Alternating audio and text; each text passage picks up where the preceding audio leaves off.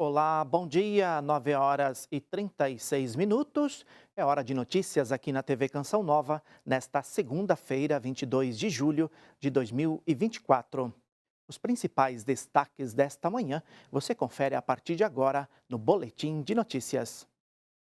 Semana começa com predomínio de sol na capital paulista. O tempo segue firme e o alerta é para baixa umidade do ar.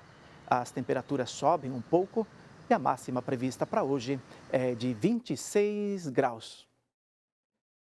Durante a oração mariana do Ângelus deste domingo, o Papa Francisco fez um alerta ao que chamou de ditadura do fazer, diante de uma sociedade marcada pela pressa e o ativismo. A Danúbia Gleiser fala para a gente desta reflexão e também das orientações do Santo Padre. Bom dia, Danúbia. Bom dia a você e a todos. É isso mesmo, a orientação do Papa Francisco é que devemos estar atentos à ditadura do fazer. Ele fez esta recomendação ao recordar o trecho do Evangelho de Marcos, que após os discípulos chegarem da missão, Jesus os chama para um lugar deserto para descansar um pouco. As pessoas que ali estavam percebem seus movimentos e quando descem da barca, Jesus encontra a multidão que o esperava e, sentindo compaixão, ele começa a ensinar. Com isso, Francisco destacou duas atitudes que parecem que não se conciliam, mas que, segundo ele, são complementares: o convite ao descanso e a compaixão pela multidão. Explicou que Jesus, ao se preocupar com o cansaço dos discípulos, pode ter percebido um perigo que também pode afetar nossas vidas e nosso apostolado, quando, por exemplo, o entusiasmo em realizar a missão, as responsabilidades e as tarefas confiadas nos tornam vítimas do ativismo. Ao mesmo tempo, explicou que o descanso proposto por Jesus não é uma fuga do mundo, uma retirada para o bem-estar pessoal. Pelo contrário, diante da multidão perdida, Cristo sente compaixão e nos ensina que só quando aprendemos a descansar, podemos ter compaixão, pois se consegue perceber as necessidades do outro somente se o nosso coração não estiver consumido pela ansiedade de fazer.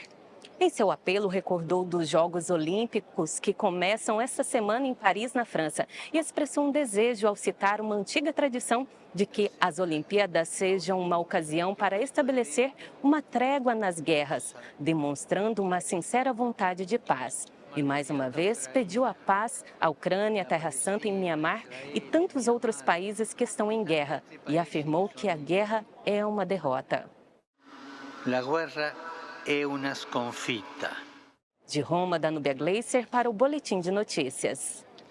Obrigado, Danúbia. A saída de Biden da disputa pela Casa Branca, anunciada ontem, gera grande repercussão pelo mundo. Acompanhe os destaques internacionais. Na Itália, as manchetes "Adeus à Casa Branca" e "Votem em Harris" ocupam as primeiras páginas dos principais noticiários.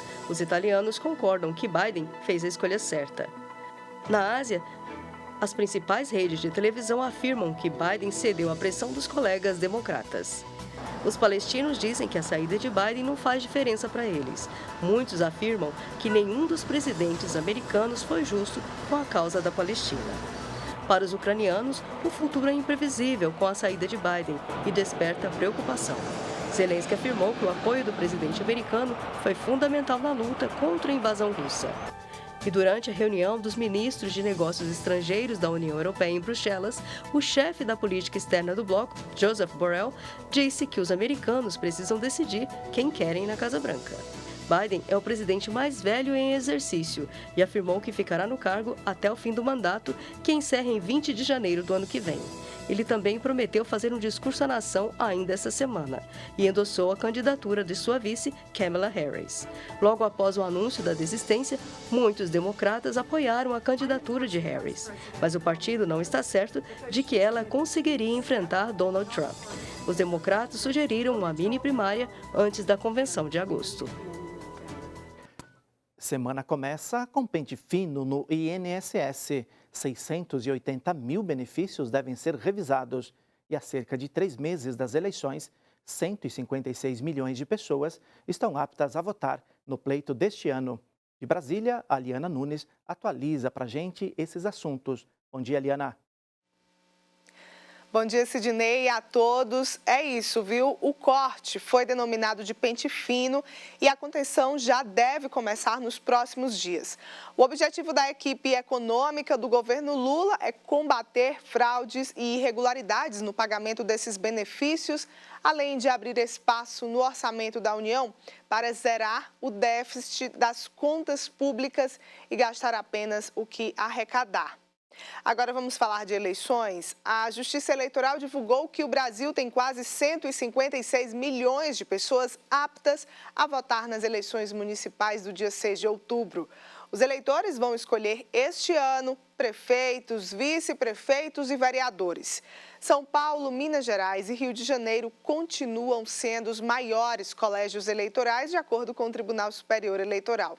Lembrando que nas eleições municipais não há voto em trânsito, ou seja, se você não estiver em seu município, precisa justificar o voto até o dia 5 de dezembro para o primeiro turno e 7 de janeiro para o segundo turno.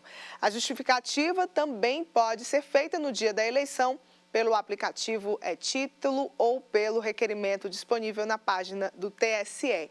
Agora, caso não haja justificativa, a pessoa não consegue obter passaporte e carteira de identidade, também não pode participar de concurso público nem receber remuneração do poder público. Sidnei. Obrigado, Liana. A baixa umidade do ar atinge vários estados do Brasil, com índices perto de 20%. São Paulo ainda sofre com outro agravante, a oscilação brusca de temperatura. Vamos entender melhor essa situação com a repórter Aline Mércio. Bom dia, Aline. Isso mesmo, Sidnei. Bom dia a você, bom dia a todos que nos acompanham. Segundo o Instituto Nacional de Meteorologia, 17 estados e o Distrito Federal têm alerta para baixa umidade do ar nesta segunda-feira. No Rio Grande do Norte, Tocantins, Pernambuco, Paraíba, Piauí e Bahia, há também aviso para vendavais. E as oscilações de clima também devem marcar os próximos dias de inverno. Em São Paulo, a população vai passar por diferentes temperaturas nesta semana. De acordo com o Instituto Nacional de Meteorologia, a capital paulista pode registrar aí diferenças que chegam a ser de 17 graus ao longo do dia. Na quarta-feira, por exemplo, a máxima prevista é de 26 graus e a mínima é de 9 graus. Na quinta-feira, o tempo oscila entre 12 e 29 graus. No Rio de Janeiro, essa diferença de temperatura entre manhã e noite também pode ser de 15 graus nesta semana. De São Paulo, Aline Mércio para o Boletim de Notícias. Obrigado, Aline. E ainda falando sobre as condições climáticas, o tempo fica instável no sul e tem veranico atuando no centro-oeste e no sudeste. Vamos conferir os detalhes na previsão do tempo para esta segunda-feira. No sul, tem frio agora de manhã, mas o sol predomina durante o dia, elevando as temperaturas.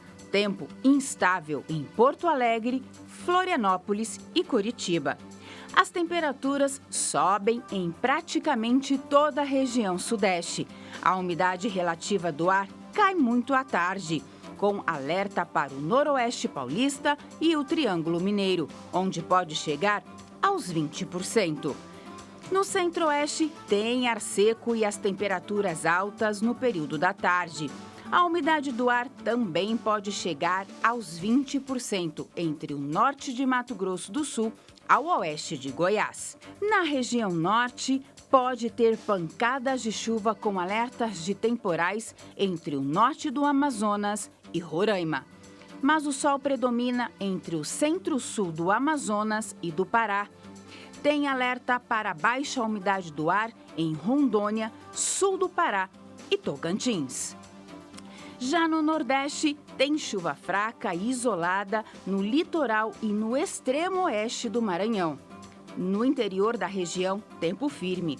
A umidade relativa do ar fica abaixo dos 30% entre o sul maranhense e oeste da Bahia. Nós ficamos por aqui, mas os principais acontecimentos do dia você acompanha às 6:45 da noite no Canção Nova Notícias. Obrigado pela companhia, bom começo de semana. Amanhã, neste mesmo horário, tem mais Boletim de Notícias.